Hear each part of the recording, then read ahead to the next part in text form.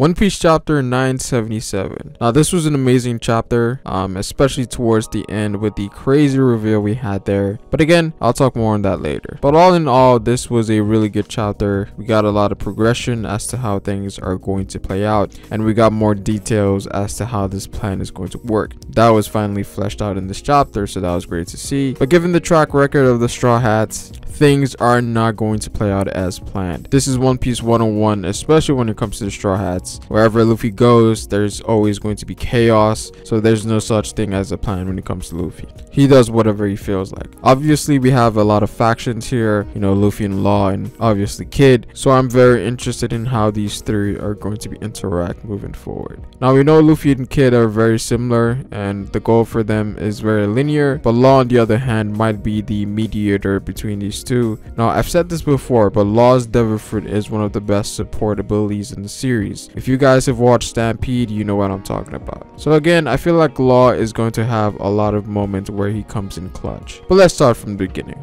Now, we start off where we left off in the previous chapter with Jinbei making his long-awaited return as an official member of the Straw Hat Pirates, and here we finally got the panel that a lot of people have been waiting for a very long time, and that's all of the Straw Hats being in a single panel. And if I recall, this hasn't happened in like 4 or 5 years or something crazy like that, so that was great to see. And you can never go wrong with seeing Zoro with a smile, as that is something that doesn't happen that very often. So the panel with all the Straw Hats was definitely something of the making. And here we get to see Jinbei introducing himself to Franky, obviously Franky being the one who made the ship and the person who was the helmsman for the most part. Now that is obviously going to change now since Jinbei is now here, given that they actually have someone who has specialty for that role. Again, I've said this before, but Jinbei is such a good addition to the crew, not just power wise, but for other things as well. Now, one of the questions we've always had since the previous chapter was that how did Jinbei get away from Big Mom? Because at that point in time, they were essentially going up against a full-powered Yonko, which is why people thought that Jinbei was probably going to be injured or something of that sort. But from what it seems like, Jinbei doesn't seem to be hurt. Now, the answer Jinbei gives us is a bit vague, and there's really nothing of substance that we can really use. And he basically says that he was late to Wano because he had to take care of the Sun Pirates who were injured, and that they also had a goodbye party. Now, this is very strange, and I'm not sure if I completely believe it. One of the reasons being that it would be a big disappointment if Big Mom wasn't able to do something against the remaining factions that were there at Whole Cake at that point in time. If all of them escaped, the Vinsmoke and the Fishman, I feel like that ruins Big Mom's portrayal in some sense. Now, you could also take it from the perspective that Jinbei could be lying as well. Maybe something did happen, but he doesn't want to say it because he sort of brushed off the question with a vague answer, which could mean that Jinbei is putting on a facade because he doesn't want to ruin the moment that the Straw Hats are having right now, and that if he tells them the truth, that might change the mood into something else, especially given the fact that they're just about to go to war against the Yonko. If Jinbei came and told them, oh, my whole crew just died,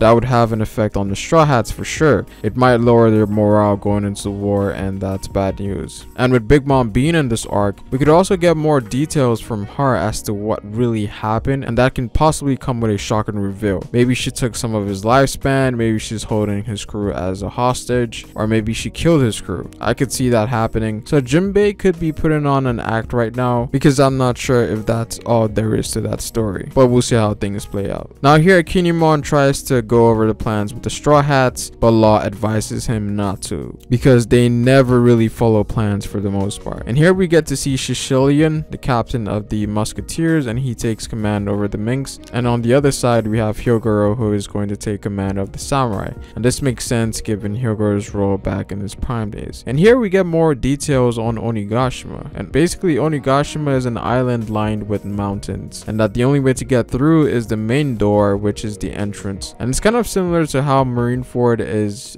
shaped, where it's not possible to go around it, you have to go through the front. And here Kinemon also mentions that there's a secret passage at the back of the castle, and that they will divide the Alliance forces in two, make each force go around it, and make it to the secret entrance and attack Kaido while he was drunk. Now, this was the initial plan that Kinemon had come up with. And the funny thing is that Denjiro still thinks that Kinemon is this crazy mastermind, even though for the most part everything everything has been unintentional for Kinemon. And we get the real plan from Law, and basically it follows the same premise as the first one, whereas they're still going to divide the forces in two and go around the skull to the secret passage. But given that Law knows about Kid and Luffy's antics, he knows that those two will most likely go head on first right through the entrance and straight for the skull, and by doing so they will act as a great diversion. But he also mentions that the two divided forces will also be bait, and that him and the Scabbards will take his submarine to avoid the whirlpools and go behind the island, in which Law can then use his ability to teleport the Scabbards right behind the skull. And from there, Kinemon will lead the troops and head towards Kaido. And again, we get more Denjiro fanboying over Kinemon, and Raizo obviously knows that Kinemon is faking it. I actually like Kinemon in this chapter. He had a lot of funny moments, and honestly I cannot wait for this moment in the anime. Now, just as Law expected, the Straw Hats had already started making moves towards the entrance, and Denjiro mentioned that he forgot to tell the Straw Hats about the soldiers that are stationed there on the night of the Fire Festival,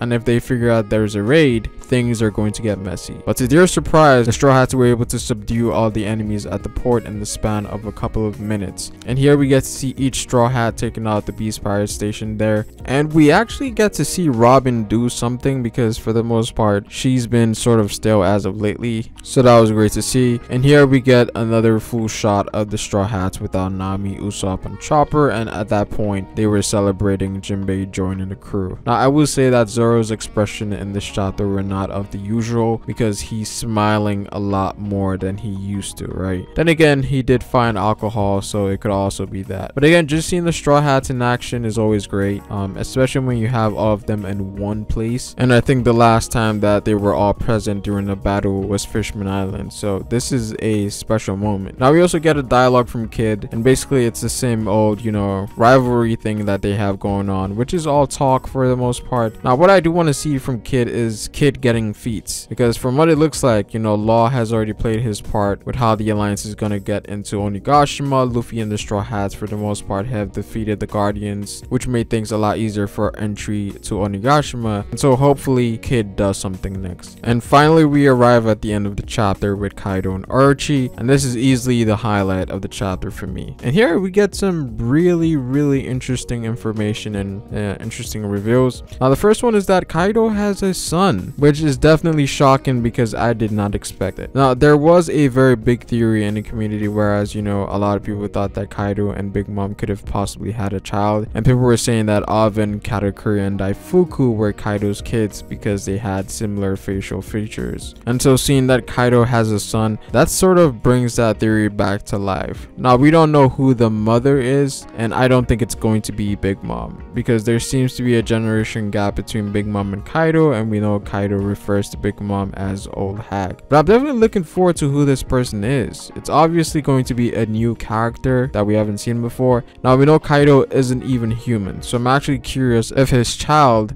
gains some of his features, like you know, like the horns. And a lot of people are pointing towards the person that we see back in Punk Hazard. Maybe that could be him. And based on what we can gather from this chapter, it seems like he's someone that doesn't show himself that often, sort of like a problem child. And I also wonder how old he is, because if he's the same age with Momo, that could be really interesting. Now the second interesting thing was the Flying Six. Now granted, we didn't get to see any of them, we just saw them walking in, and hopefully we do get a full spread of all of them in the next chapter, because from what it looks like, they seem to have cool designs. Now obviously here we can see X-Drake, and then we have Page 1 next to him. There also seems to be a swordsman amongst them, and we also have a female Flying Six member, so that's very interesting. Maybe a Robin or Nami matchup potentially. And from what it looks like, the guy in the front seems to be the leader or the strongest one. But overall, this was a very interesting chapter, especially at the end. The Flying Six and Kaido's son